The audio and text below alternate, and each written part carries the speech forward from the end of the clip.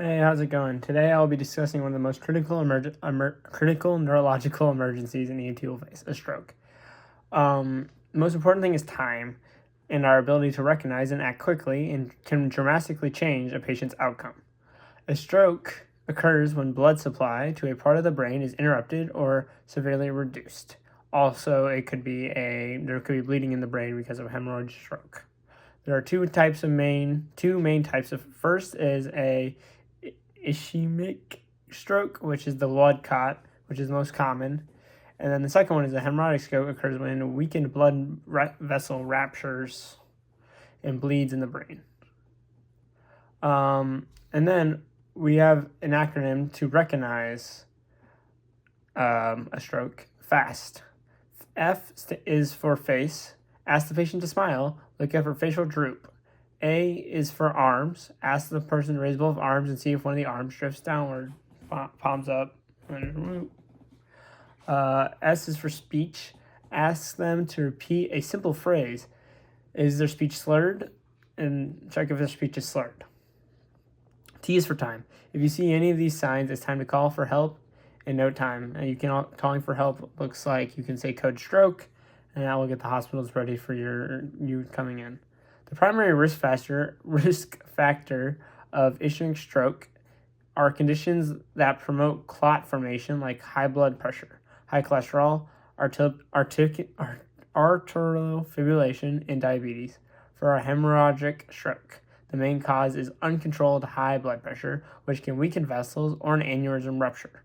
Lifestyle factors like smoking, obesity, and physical inactivity also significantly increase the risk. Our role as an EMT is to not to diagnose the type of stroke, but rapidly identify the possibility and rapidly transport the stroke.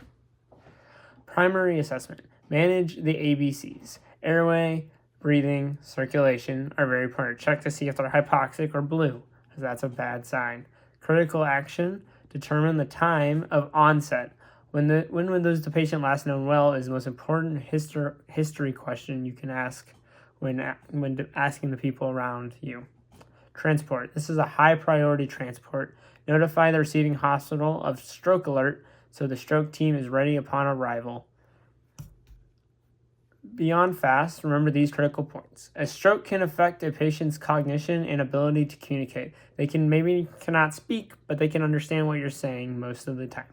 Or it could be flip-flopped almost. They may be anxious and unable to provide a history. Always try to get the history from a family or a friend. Keep the patient positioned for a comfort and airway management, typically semi-fallers if possible. And finally, protect any paralyzed limbs from injury during movement and transport.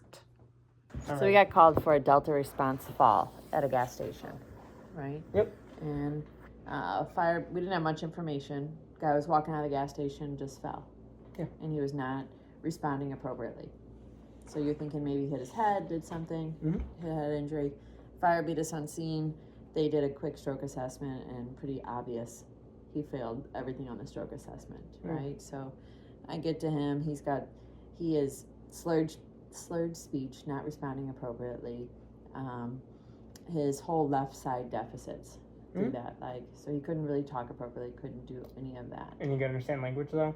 He could kind of shake his head a little bit in response, but super confused. Okay, so strokes are time sensitive, right? Yep. So this was a load and go. Fortunately, wife was on scene, said he was just walking out of the gas station and went down. Nothing caused the fall. The stroke wasn't caused by a head injury. They don't believe he hit his head on the way to the ground, that it was just a massive stroke. Yeah.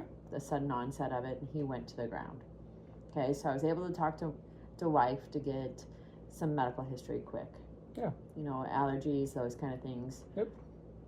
While my partner was loading him in the ambulance, I got that. Were you driving? Did you end up driving, or did you? I don't. You ride the back?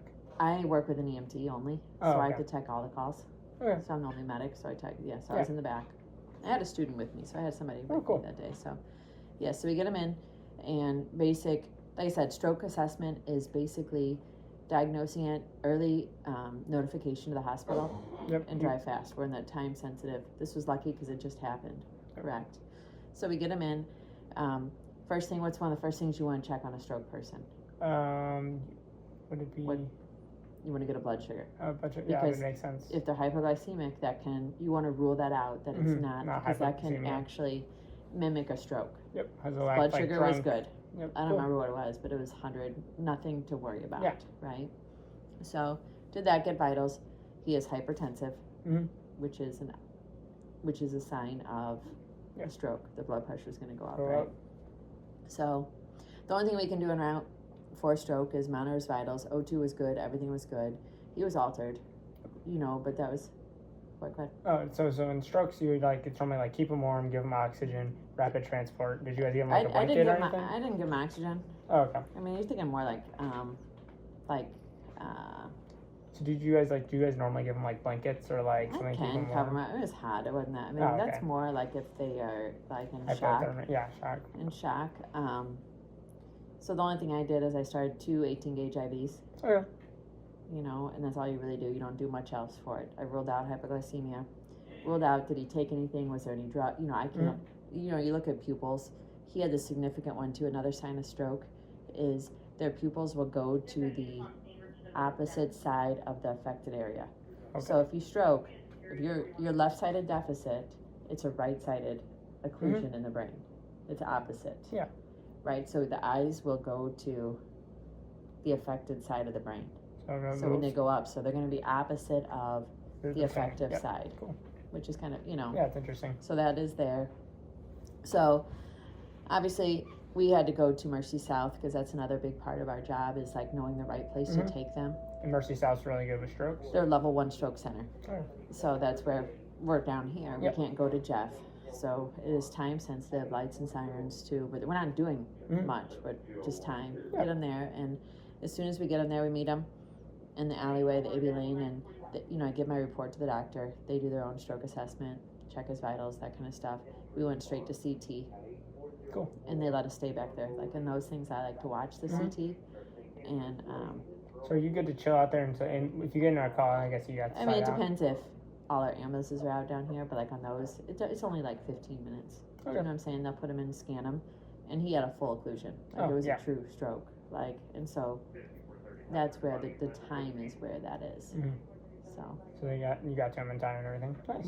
So hopefully, I don't know. The follow-up, you get reports from the hospital.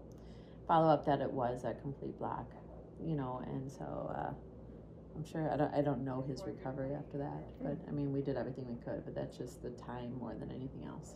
Well, and the only thing you wouldn't give oxygen unless there's he's below what? Wouldn't it be 94? 94%. Yeah, he was fine. So, you know what I'm saying? So that was good. So, yeah. Well, thank you. No problem.